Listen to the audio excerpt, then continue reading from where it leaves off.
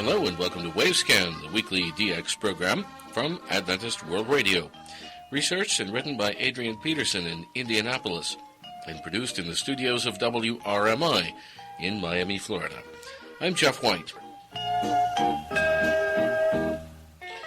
Today on Wavescan, focus on Asia, Philippines, Part 6, the Navy wireless station at Cavite. Movement in the shortwave world from the public to the private sector, and our Bangladesh DX report. Well, first in Focus on Asia, the Cavite Peninsula on the edge of Manila Bay in the Philippines has played a pivotal role throughout the lengthy eras of Philippine history. Our report today is read by Ray Robinson. The Cavite Peninsula on the edge of Manila Bay in the Philippines has played a pivotal role throughout the lengthy eras of Philippine history. The Cavite Peninsula is located on the edge of modern Metro Manila, and the name comes into the Spanish language from an ancient word in the Tagalog language, kawit, meaning a hook, which is the geographic shape of the peninsula. The earliest settlers on Cavite came from Borneo Sulo, sometime during the dim distant past, and because of its deep water anchorage, this location became a moorage for ocean-going Chinese junks involved in international trade. The Spanish began their rule of the Philippines at Cavite in 1571, and 3/4 of a century later the Dutch came and made their attack against the Philippines at this same location. The British followed in 1672 with an attack on the Philippines at Cavite, though their rule lasted for only 2 years. The American era began on May 1st, 1898, with an attack against the Spanish at Cavite. Nearly half a century later, the Japanese invaded the Philippines, and their attack against Cavite itself began on December 10th, 1941, just 3 days after Pearl Harbor. A little less than 3 years later, the Americans returned to Cavite, and ultimately the area was officially handed over to the Philippine government on September 1st, 1971. It was back in the spring of 1903 that the American Navy procured 20 sets of Slaby Arco wireless equipment from Germany, both transmitters and receivers. One of these sets of wireless equipment was installed at the American Navy base at Cavite, and a year later the station was taken into regular service for Morse code traffic on September 5th, 1904. The original call sign back then was UT, though this was changed on October 1st, 1908 to the more familiar internationally recognized call sign NPO. Back then the transmitter was described as a composite unit rated at 5 kilowatts and radiating on 500 kilohertz. During the year 1915, 2 tall towers were erected at the American Navy base at Cavite, and these were 141 feet and 134 feet tall. The operating power was increased from 5 kilowatts to 25 kilowatts, and station NPO identified as Radio Sangley, honoring the name of the U.S. naval station Sangley Point. In the early 1920s, 3 new self-supporting radio towers were erected at Cavite, each 600 feet tall.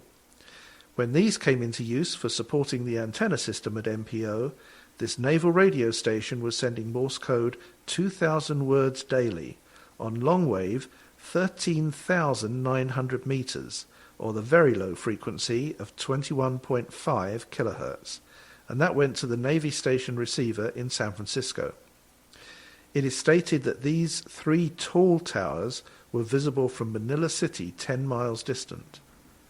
The usage of shortwave for international radio communication was implemented at the Cavite radio station in the early 1920s. For example, it is recorded that in 1926, NPO was utilizing 2 shortwave channels, 3548 and 4283 kilohertz. Then, in 1929, an additional 6 shortwave transmitters were installed at NPO, each at 10 kilowatts. During the 1930s, the Pan Am seaplane clippers, passenger and freight service, called at Cavite once each week in their flights between the United States and several Pacific locations. A color postcard from this era shows the Pan Am clipper moored at Cavite with the skyline in the distance. On December 10, 1941, A Japanese air raid badly damaged the radio station at Cavite, setting the radio station building on fire and damaging one of the tall towers.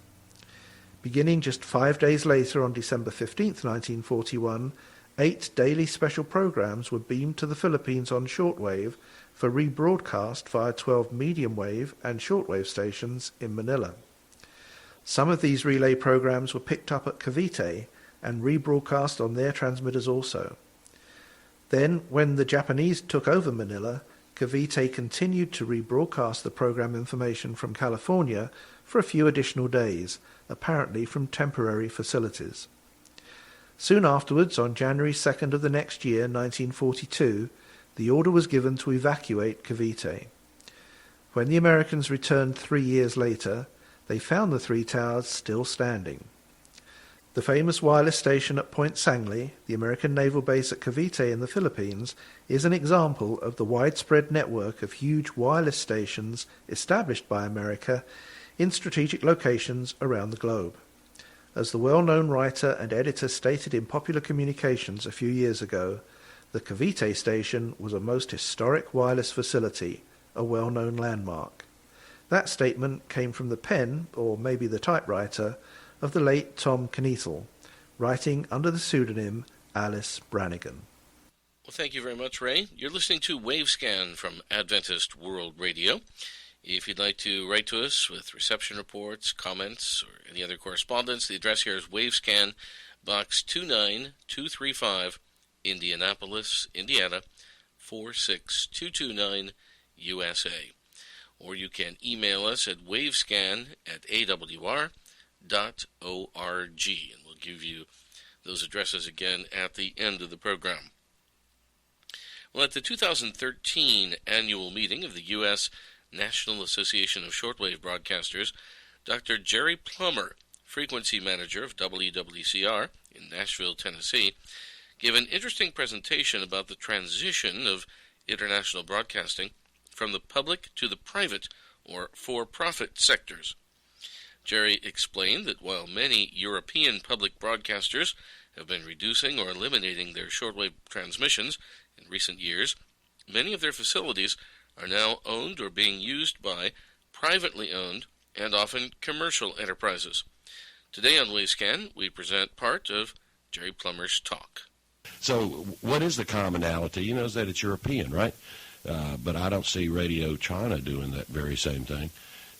And even though they're not a member of the group that we negotiate with, I don't see Cuba doing that same thing. So maybe part of what we're seeing actually is a revision or a shift somewhat from, in some degree, from governmental to non-governmental operations. And I'm also talking about a movement to the for-profit sector, a movement from one area to another area. And that, again, ties back in with what we discussed earlier, that there is, if you consider, there still is a life for shortwave in that sense. I see growth here, and once Charles gets Madagascar going, I see growth there. I see growth, tremendous growth with China.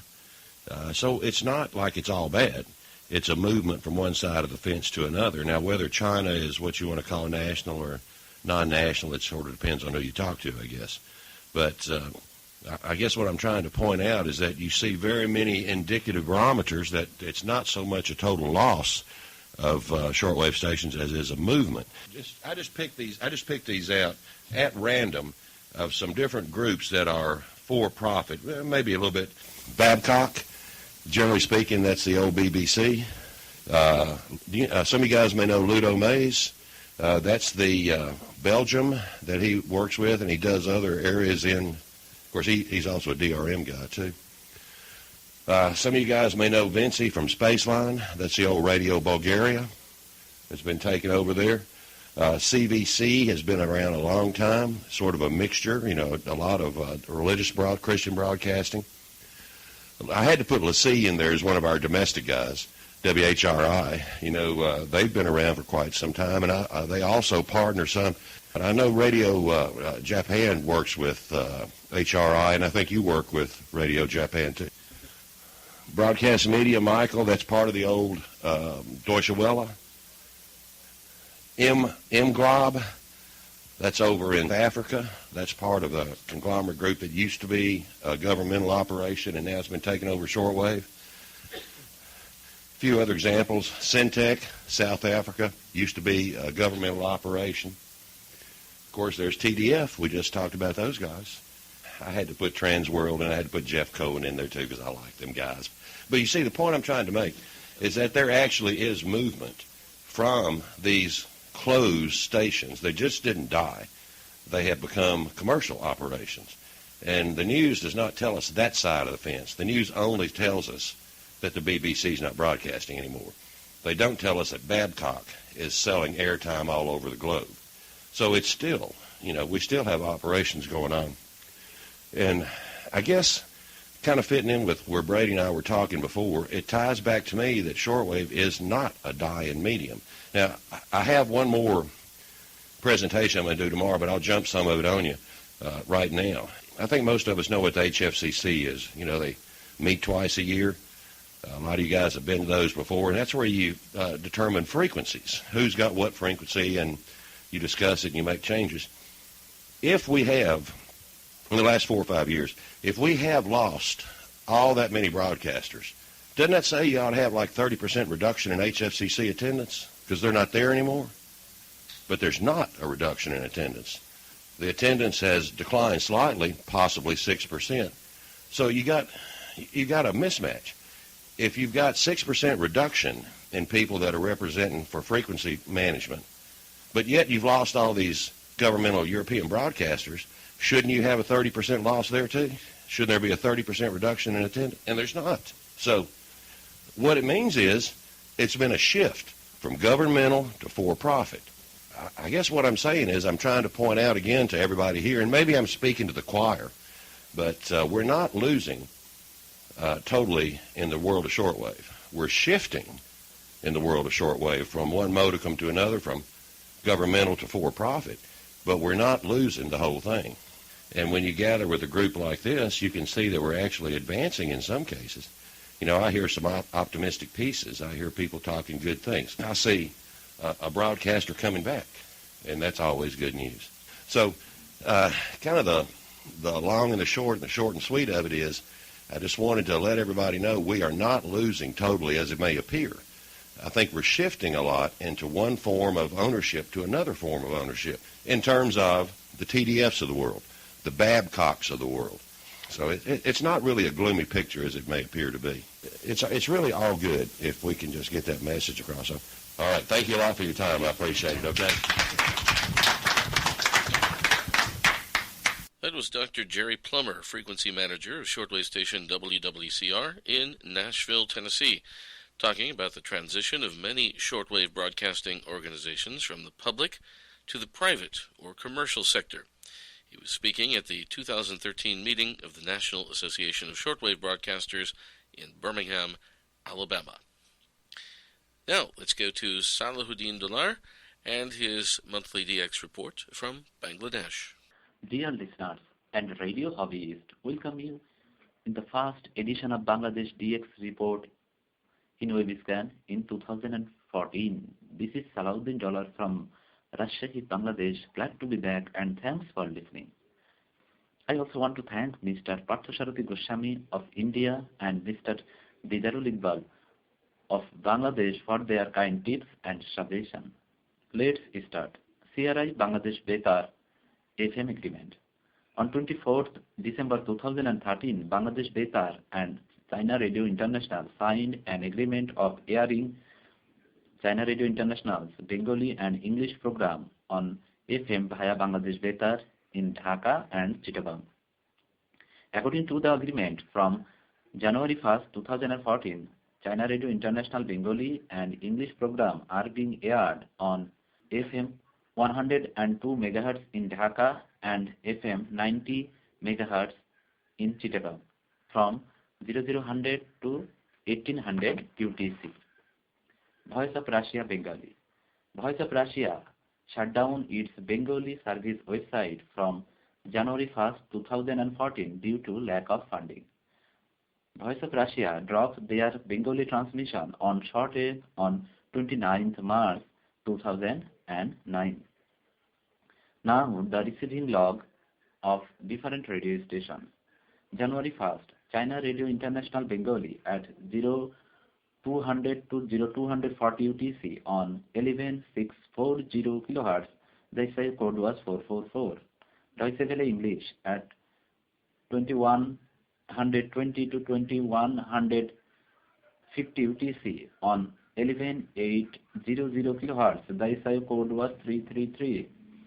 January 2nd, All India Radio at 0020 to 0030 UTC on 4840 kHz. The SI code was 444. Radio Saudi Arabia in English at 1000 to 1030 UTC on 15250 kHz. The SI code was 322. January 3rd, Radio Veritas Asia Bengali at 0030 to 0057 UTC on 15265 kHz. The SI code was 444. January 6th, Voice of America English at 1500 to 1530 UTC on 17895 kHz. The SI code was 444. Adventist World Radio in English at 1600 to 1628 UTC on 15225 kHz. The SI code was 444. January 7th, Radio Australia in English at 0400 to 0410 UTC on 17840 kHz. The SI code was 333. BBC Bengali at 1330 to 1400 UTC on 5845 kHz. The SI code was 555. All India Radio Kashmir at 1520 to 1530 UTC on 4970 kHz. The SI code was 444. January 8, Voice of America in Bengali at 1600 to 1630 UTC on 11850 kHz. The SI code was 333. January 12, PCJ Media Radio at 1330 to 1400 UTC on 9335 kHz. The SI code was 343. Radio Santec in English at 1500 to 1520 UTC on 15190 kHz. The SI code was 333. January 13th, Radio Tehran in Bengali at 1500 to 1525 UTC on 9620 kHz. The SI code was 444. Okay, I will come with more DX news in the next edition. Till then, take care. Salahuddin Dollar, Rajshahi, Bangladesh. Thank you, Salahuddin. And our final item on Wavescan this week is from Australia. A most remarkable compendium of radio history comes from Dr. Bruce Carty under the title Australian Radio History. This lively and colorful presentation of more than 100 pages is amply illustrated with early radio memorabilia that vividly portrays the more than 100 years of collective wireless and radio history throughout the continent of Australia. We have more in this report from Ray Robinson. A most remarkable compendium of radio history comes from Dr. Bruce Carty under the title Australian Radio History. This lively and colourful presentation of more than 100 pages is amply illustrated with early radio memorabilia and vividly portrays the more than 100 years of collective wireless and radio history throughout the continent of Australia. An introductory timeline stretching from the ancient 1906 right up to the modern 2009 gives a progressive view of wireless and radio events throughout the Commonwealth, beginning with Australia's first official wireless communication across the Bass Strait to Tasmania, and ending with the introduction of digital TV in 5 state capital cities. Also listed is a brief life sketch of the many leading radio personnel in the early days of radio history in Australia. Several feature articles tell the story of early significant events in full detail. Among these interesting feature articles is one that lists and describes early radio receivers manufactured by the well-known radio company in Australia, AWA. This listing in the year 1926 describes the crystal set receiver, as well as the more recently developed superheterodyne receiver. Another feature tells the story of a portable shortwave transmitter in use for remote broadcasts by medium wave station 2UW in Sydney in 1932. This transmitter, with its associated equipment, was carried by two men, and the occasion was the long list of celebrations for the official opening of one of Australia's major tourist icons, the Sydney Harbour Bridge. Another feature article tells the story of an important amateur radio broadcasting station in Brisbane back during the 1920s. This station, 4CM, was owned and operated by Dr. Val McDowell, with 20 watts on 800 metres or 375 kHz longwave, and it was heard throughout eastern Australia as well as in New Zealand, and also on Ocean Island, some 2,000 miles distant. Every medium wave call sign ever in use in Australia, all 700 of them, is listed chronologically by state, with an outline history of each station. It includes experimental, amateur broadcast, and fully licensed radio broadcasting stations. Here's a look at some of the interesting facts that Dr. Bruce Carty has listed in his new book. Australia's first licensed radio broadcasting station was not 2SB2BL, as often quoted, but rather station 2CM, which was granted licence number 1. All the fish in the aquarium at 2KA died during the first day of operation at their new studios in Penrith, New South Wales. Radio station 6WF in Perth opened with the use of a 10 kilowatt transmitter obtained from Radio Luxembourg in Europe. The original 6WA transmitter also came from Radio Luxembourg. Australian personnel have established radio broadcasting stations at 6 different locations in Antarctica. Station 2UW in Sydney operated a relay station, 2UX, in Wagga Wagga, with all programming on relay from 2UW via the well-known shortwave station VK2ME. Station 2BH in Broken Hill relayed some of the programming from 5AD in Adelaide, which was recorded and sent by train to Broken Hill. In 1946, Station 2XL in Cooma reported that a railway train was lost, and they asked any listeners, if they knew where the train was located, to report the information to the radio station. In 1933, Station 3KZ, or I guess 3KZ as they would say down there in Melbourne, used all available hairdryers from one of their client advertisers in order to keep their transmitter on the air during floods. The announcer at 3AK in Melbourne lowered a rope from the open studio window to which the morning newspaper was tied. He retrieved the paper each morning and from its pages read the bulletin of early morning news.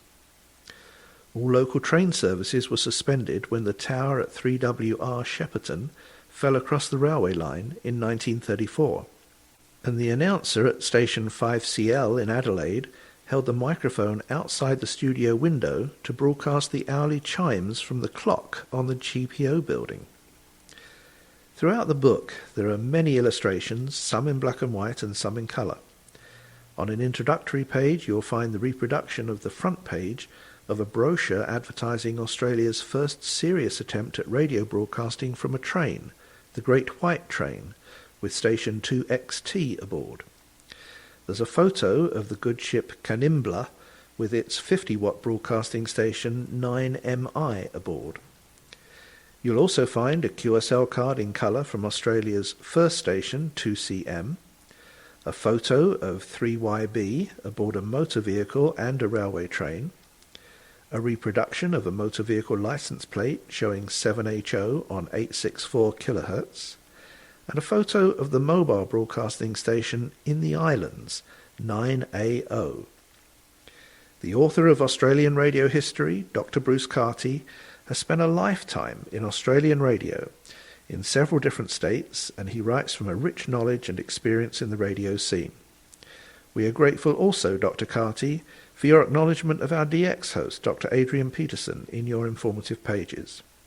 Dr. Carty may be contacted at bruce.carty@bigpond.com. That's Bruce, BRUCE, Carty, CARTY, at bigpond, BIGPOND.com.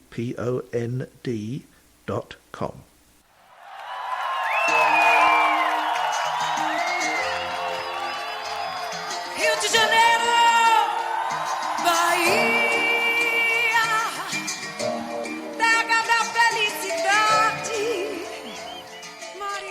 And we end today's edition of Wavescan with some music by Daniela Mercury, Rhythms of Brazil. Thanks for listening to Wavescan, the International DX program from Adventist World Radio. Researched and written by Dr. Adrian Peterson in Indianapolis. Next week on Wavescan, tribute to shortwave WYFR Part 8, The Final Years with Walter Lemon and Beyond. Also our Australian DX report. A reminder that we have 2 QSL cards available for your reception reports on this program, one from Adventist World Radio and another from WRMI. You can send your reception reports to Wavescan, Box 29235, Indianapolis, Indiana, 46229, USA. That's Wavescan, Box 29235, Indianapolis, Indiana, 46229, USA. Our email address is wavescan@awr.org. That's wavescan@awr.org. I'm Jeff White at WRMI. Until next week, good listening, everyone.